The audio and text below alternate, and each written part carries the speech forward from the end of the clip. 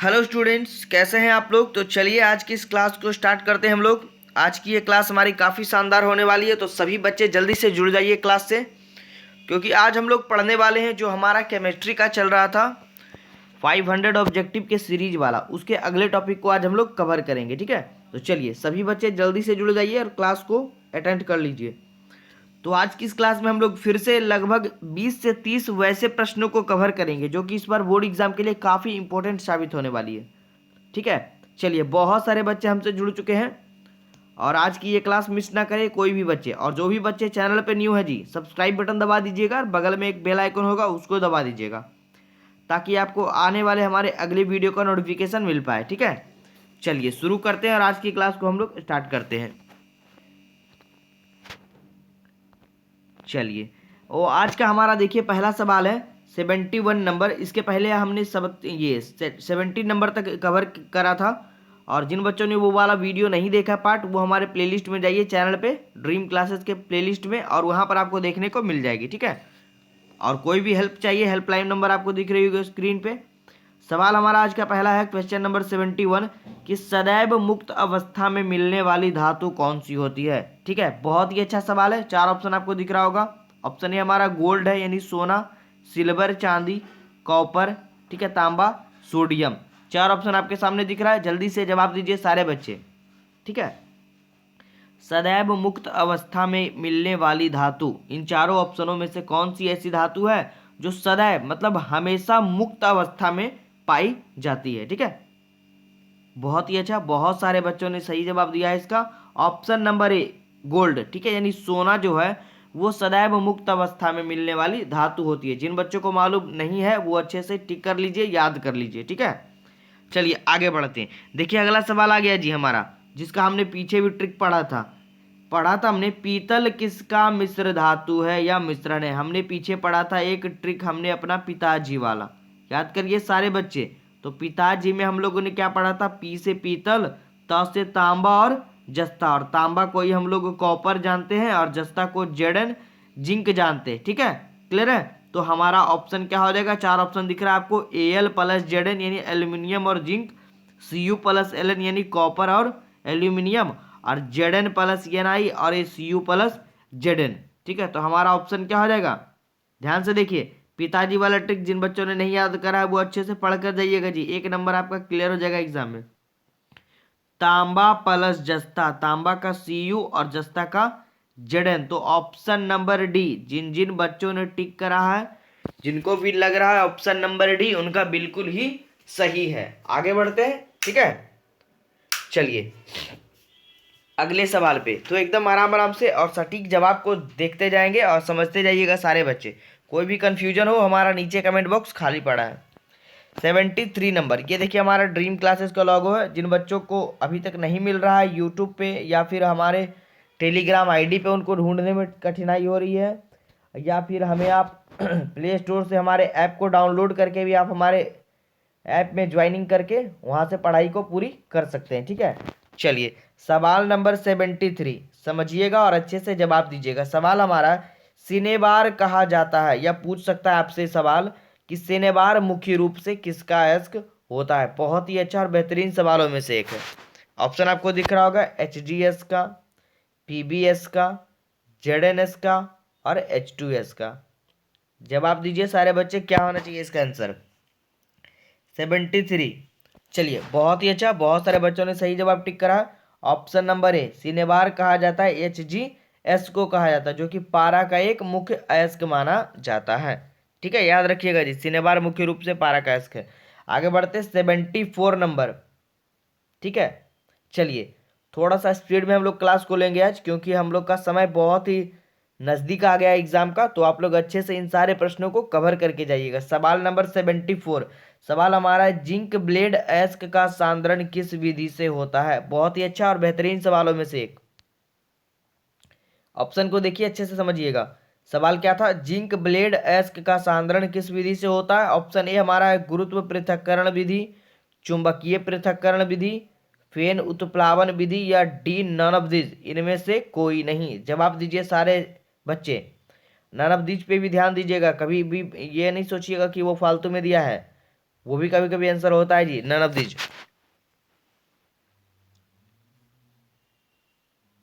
चलिए बहुत ही अच्छा, जान लेते हैं इसका जवाब। इसका जवाब होगा ऑप्शन नंबर सी, फेन उत्प्लावन विधि या फेन प्लवन विधि भी कह सकते हैं।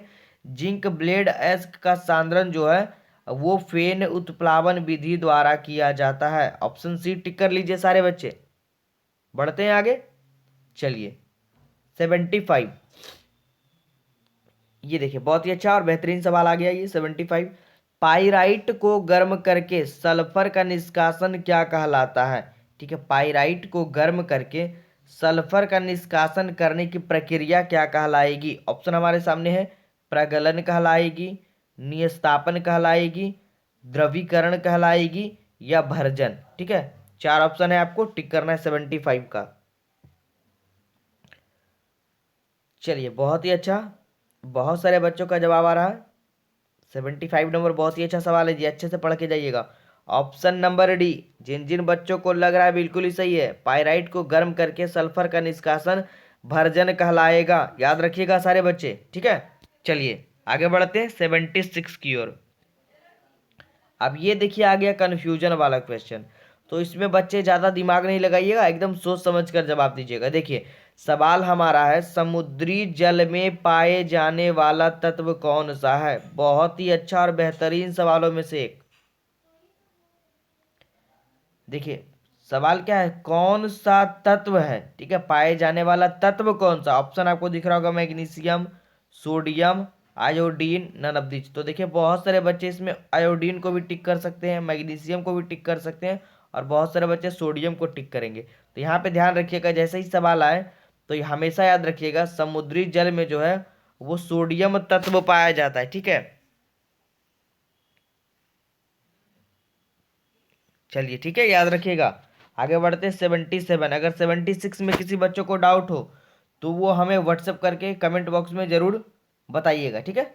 चलिए अगला सवाल एकदम इजी सा सवाल आ गया, सभी बच्चे को मालूम होगा इसका जवाब, लेकिन फिर भी हम लोग पढ़ेंगे कि अयस्क में उपस्थित अशुद्धि को क्या कहते हैं। एकदम स्टार्टिंग से बच्चा वाला क्वेश्चन आ गया जी, जवाब दीजिए सारे बच्चे। अयस्क में उपस्थित अशुद्धि को बिना ऑप्शन पढ़े ही मार देंगे, इसको गैंग कहेंगे, ठीक है। 77 का बी नंबर, ऑप्शन पढ़ने की जरूरत भी नहीं है, इजी था। आगे बढ़े, चलिए आगे बढ़ते हैं 78। सवाल हमारा है, सल्फाइड एस्क के सांद्रण की विधि क्या होगी? देखिए अब ऑप्शन, क्वेश्चन सेम है, बस ऑप्शन में थोड़ा सा डिफरेंस है। समझिएगा सवाल को, फिर जवाब अपने आप आपके पास आ जाएगा। अभी पीछे भी ये सवाल था, ठीक है, आप लोगों ने देखा नहीं होगा ध्यान से। सल्फाइड एस्क के सांद्रण की विधि क्या है? ऑप्शन समझिए, हमने इसका आंसर पीछे पढ़ा, फेन प्लवन विधि, फेन उत्प्लावन या फेन प्लवन पढ़ा, ठीक है। अब यहाँ पर समझिए ऑप्शन में, ऑप्शन में आपको दिख रहा होगा एक झाग प्लवन, भर्जन, वैद्युत अपघटन या बेसेमरीकरण। तो जवाब हमारा हो जाएगा ऑप्शन नंबर ए, फेन या झाग दोनों एक ही का, एक दूसरे का अलग अलग रूप है। तो या फिर आपको फेन लिखा रहे एग्जाम में, या फिर आपको दिखे झाग दिखे, ठीक है, तो आपको टिक यही करना है, ठीक है। आगे बढ़े, चलिए अब देखिए ये भी आ गया 79 नंबर, अच्छा सवाल है, अच्छे से पढ़िएगा। कॉपर पाइराइट एस्क है किसका? कॉपर पाइराइट किसका एस्क है? एफ यानी लोहे का, यानी सोडियम का, एल्यूमिनियम का, या सी कॉपर का। जवाब दीजिए सारे बच्चे, कॉपर पाइराइट किसका एस्क है? 79, ठीक है। चलिए बहुत ही अच्छा, बहुत सारे बच्चों का जवाब आ रहा है, ऑप्शन नंबर डी बिल्कुल सही है, तांबा का। क्योंकि देखिए कॉपर सीयू, यहाँ भी कॉपर, सवाल में भी आंसर छिपा है। आगे बढ़ते 80 नंबर पे। 80वां नंबर हमारा क्वेश्चन है, क्वेश्चन नंबर 80, कि फफोलेदार तांबा क्या है? बहुत ही अच्छा सवाल है और थोड़ा सा यूनिक सवाल है। ऑप्शन देखिए बहुत ही अच्छा है, अशुद्ध कॉपर है, कॉपर मिश्र धातु है, शुद्ध कॉपर है, या 1% अशुद्धियों वाला कॉपर है। जवाब दीजिए सारे बच्चे, फफोलेदार तांबा क्या है जी? ठीक है, चलिए ऑप्शन नंबर डी, जिन जिन बच्चों को लग रहा है 1% अशुद्धियों वाला कॉपर को फफोलेदार तांबा कहा जाता है, याद रखिएगा, ठीक है। चलिए आगे बढ़ते 81वें सवाल पे, 81वां सवाल हमारा है कि गैंग और फ्लस्क मिलकर क्या बनते हैं। बहुत ही अच्छा और बेहतरीन सवाल है, छोटा सा लेकिन बहुत ही अच्छा सवाल है। गैंग और फ्लस्क मिलकर क्या बनता है या क्या बनाते हैं। ऑप्शन आपको दिख रहा होगा, स्लैग बनाते हैं, अयस्क बनाते हैं, खनिज बनाते हैं या नन ऑफ दिस, इनमें से कोई नहीं। जवाब दीजिए 81 का। चलिए बहुत ही अच्छा, बहुत सारे बच्चों ने टिक करा इसका जवाब। ऑप्शन नंबर सी बिल्कुल ही सही है जी। गैंग और फ्लस्क मिलकर खनिज का निर्माण करेंगे। ठीक है, आगे बढ़ते 82वें नंबर सवाल पे।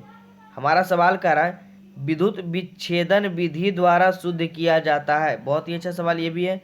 विद्युत विच्छेदन विधि द्वारा क्या शुद्ध किया जाता है। ऑप्शन हमारा है पीवी शुद्ध किया जाता है, सी शुद्ध किया जाता है, सीयू कॉपर या एसआई सिलिकॉन।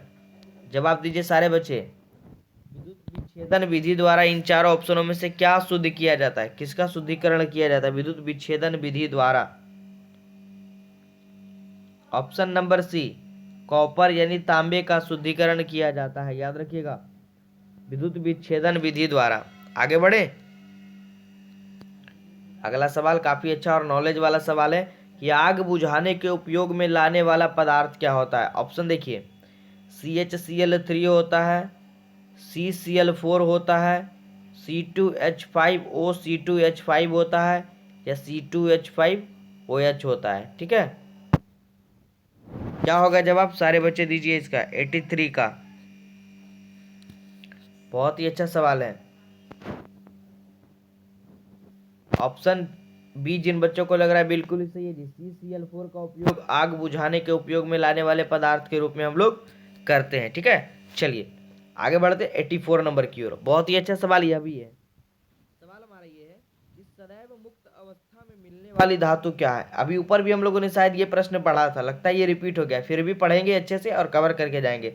हमारा सवाल है सदैव मुक्त अवस्था में मिलने वाली धातु गोल्ड होगा, सिल्वर होगा, कॉपर होगा, सोडियम होगा। जवाब दीजिए सारे बच्चे। बहुत ही अच्छा, इसका आंसर ऊपर भी हम लोगों ने पढ़ा था जी, गोल्ड होगा। सदैव मुक्त अवस्था में सोना पाया जाता है। ठीक है, मुक्त अवस्था में सोना पाया जाता है धातु। अगला सवाल, अपेटाइट। अपेटाइट देखिए, समझिए सवाल को, अपेटाइट किसका अयस्क है। अभी आया था सिनेबार पारा का, हम लोगों ने पढ़ा था। अब आ गया अपेटाइट। ऑप्शन हमारा है फ्लोरीन का, क्लोरीन का, ब्रोमीन का, आयोडीन का। जवाब दीजिए 85 नंबर का। अपेटाइट किसका अयस्क है। बहुत ही अच्छा सवाल है यह भी। चलिए जवाब हो जाएगा ऑप्शन नंबर ए, फ्लोरीन का। अपेटाइट जो है वो फ्लोरीन का अयस्क होगा। आगे बढ़े, चलिए 86 नंबर प्रश्न हम लोगों ने एक बार पढ़ा था, पिछले पार्ट में ही पढ़ा था इस टाइप का प्रश्न, तो याद होगा बहुत सारे बच्चों को कि दूध एक उदाहरण है। इसको विवेक करके जाइएगा, इस बार बोर्ड एग्जाम के लिए काफी महत्वपूर्ण है कि दूध एक किसका उदाहरण है। जल का उदाहरण है, सॉल का उदाहरण है, पायस का उदाहरण है, निलंबन का उदाहरण है। ये ऑप्शन ए हमारा था, जेल का। जवाब दीजिए सारे बच्चे। 86वां नंबर सवाल जी, काफी अच्छा और इजी सवाल है। ठीक है, चलिए ऑप्शन नंबर डी टिक कर लीजिए जिन बच्चों को नहीं मालूम है। दूध एक उदाहरण है पायस का। ठीक है, दूध पायस का उदाहरण है, याद रखिएगा सारे बच्चे। आगे बढ़ते 87 नंबर सवाल पे।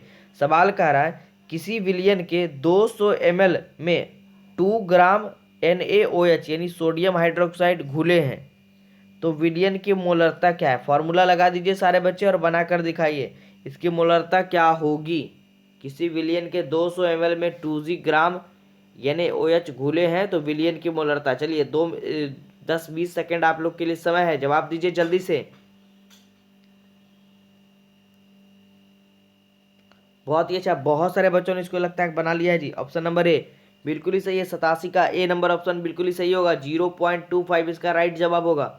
आगे बढ़े, चलिए 88 नंबर, बहुत ही अच्छा सवाल यह भी है कि सामान्य ताप एवं दाब पर किसी गैस के 1 मोल का आयतन कितना होगा। बहुत ही अच्छा और बेहतरीन सवालों में से एक। सामान्य टेम्परेचर और ये देखिए प्रेशर पे किसी गैस के 1 मोल का आयतन कितना होगा। 88 का ऑप्शन ए हमारा 11.2 लीटर, 22.4 लीटर, 10.2 लीटर या 22.8 लीटर। जवाब दीजिए सारे बच्चे 88 का क्या होगा। बहुत ही अच्छा इजी सवाल था, लगभग में सारे बच्चों को याद होगा। ऑप्शन नंबर बी 22.4 लीटर इसका राइट जवाब होगा। ठीक है, आगे बढ़े, चलिए 89 पे बढ़ते हैं। आज हम लोग लगभग में 100 प्रश्नों तक जाएंगे, तो हमारा ये 100 सीरीज वाला तो कम से कम क्लियर हो जाएगा। रक्त पर आवेश पाया जाता है, किस प्रकार का आवेश पाया जाता है? शून्य आवेश, धनात्मक आवेश, ऋणात्मक आवेश या गैस में द्रव आवेश? जवाब दीजिए सारे बच्चे, रक्त पर आवेश किस प्रकार का पाया जाता है? 89वें नंबर सवाल का जवाब दीजिए जी। ठीक है, बहुत ही अच्छा सवाल है, बहुत सारे बच्चों का रेस्पॉन्स भी आ रहा है इसमें। चलिए, बहुत सारे बच्चे धनात्मक लगा रहे हैं, बिल्कुल ही गलत है जी, धनात्मक कभी नहीं होगा। ठीक है, चलिए ऑप्शन नंबर बी टिक कर लीजिए सारे बच्चे, रक्त पर आवेश ऋणात्मक यानी निगेटिव होता है। ठीक है, आगे बढ़े, याद रखिएगा सारे बच्चे, याद करके जाइएगा, रक्त यानी हमारे ब्लड पे, ठीक है, निगेटिव आवेश पाया जाता है। ठीक है, आगे बढ़ते हैं, चलिए 90 नंबर सवाल पे, क्वेश्चन नंबर 19 हमारा कह रहा है रासायनिक अधिशोषण में कितनी परतें होती है? ये हम लोगों ने पीछे भी पढ़ा था, एकदम बताया हुआ सवाल आ गया, जल्दी से जवाब दीजिए। एक परत होंगे, दो परत होंगे, शून्य परत होंगे या बहुत परत होंगे? जवाब दीजिए सारे बच्चे, रासायनिक अधिशोषण में कितनी परतें होती है? सवाल नंबर 90। चलिए, बहुत ही अच्छा, ऑप्शन नंबर ए टिक कर लीजिएगा, रासायनिक अधिशोषण में केवल एक परत होगी। अगर किन्हीं बच्चे को कंफ्यूजन लगे तो कमेंट बॉक्स में लिखकर हमें बता दीजिएगा। ठीक है, चलिए 91, भौतिक अधिशोषण की क्रिया होती है। ठीक है, बहुत ही अच्छा सवाल यह भी है, भौतिक अधिशोषण की क्रिया किस पे होती है? कक्ष ताप पे होती है, उच्च ताप पे होती है, किसी भी ताप पे हो सकती है या अति निम्न ताप पे होती है? अति निम्न मतलब बहुत ही कम ताप पे। जवाब दीजिए सारे बच्चे 91 का, अच्छा सवाल है यह भी जी।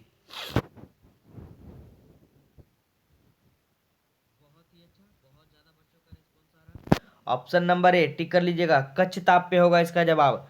भौतिक अधिशोषण की क्रिया जो होती है वो कक्ष ताप पर होती है। ठीक है, बढ़े आगे, चलिए सवाल नंबर 92, सवाल नंबर 92 हमारा कर रहा है वर्ण लेखन का आधार क्या होता है?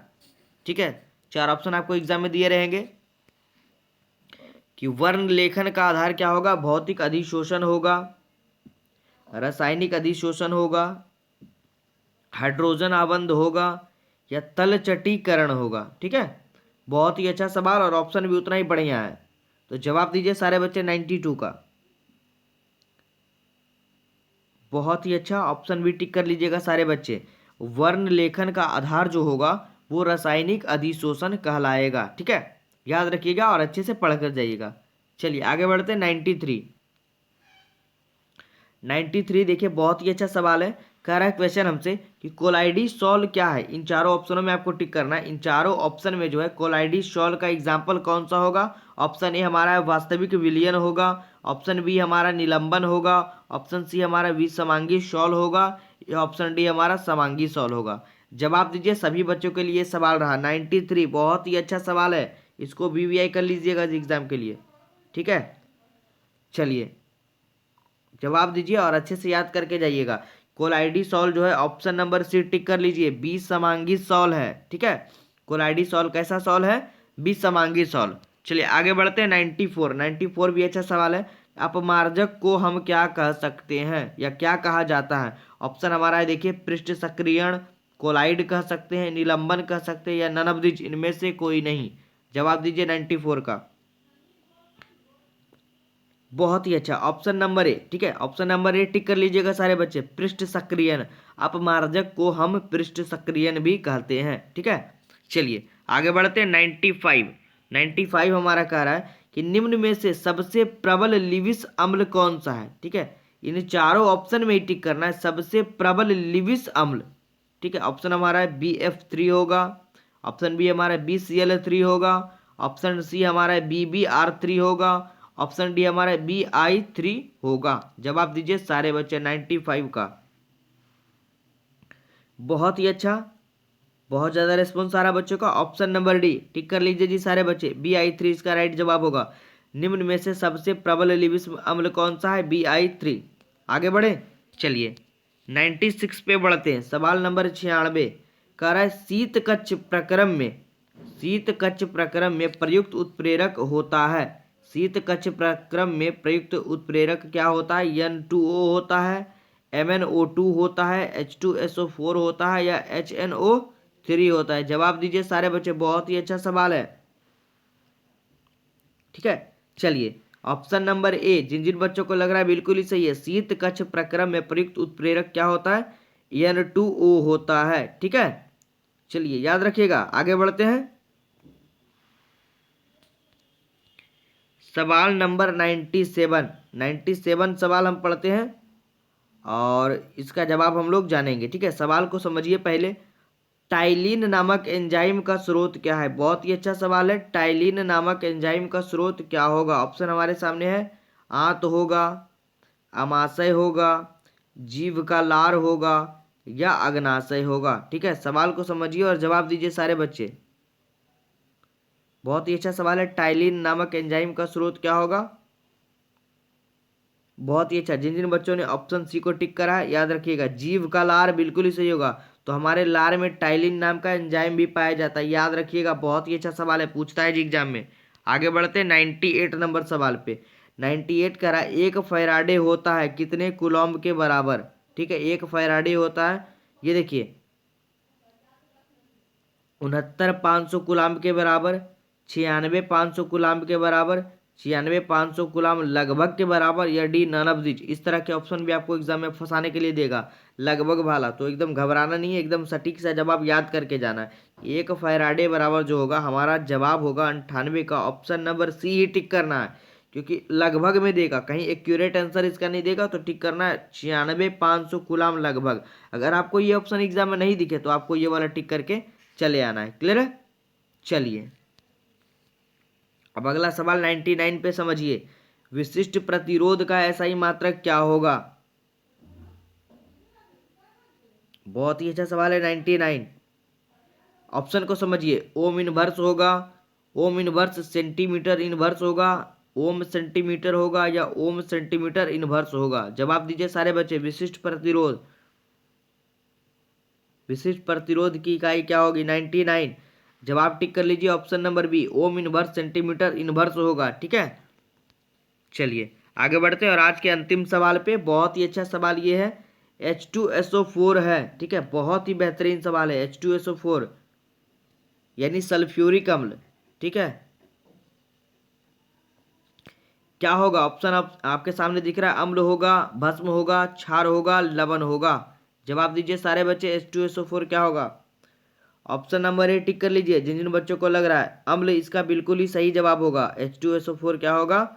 अम्ल होगा। ठीक है, चलिए तो आज के इस क्लास में हम लोग इतना ही रहने देते हैं, फिर अगले क्लास में मिलेंगे अगले पार्ट में। ठीक है, तो बने रहिएगा बस ड्रीम क्लासेस पे, और इसी तरह से हमारे वीडियोस को शेयर करिएगा, क्योंकि आपका एग्ज़ाम नज़दीक आ रहा है। तो ज़्यादा से ज़्यादा अपने भाई बहनों के पास इसको शेयर कर दीजिए, जो भी इस बार बोर्ड एग्जाम में प्रवेश करने वाले हैं। ठीक है, चलिए रहने देते हैं, मिलते हैं फिर अगले क्लास में नेक्स्ट पार्ट से। ठीक है, चलिए।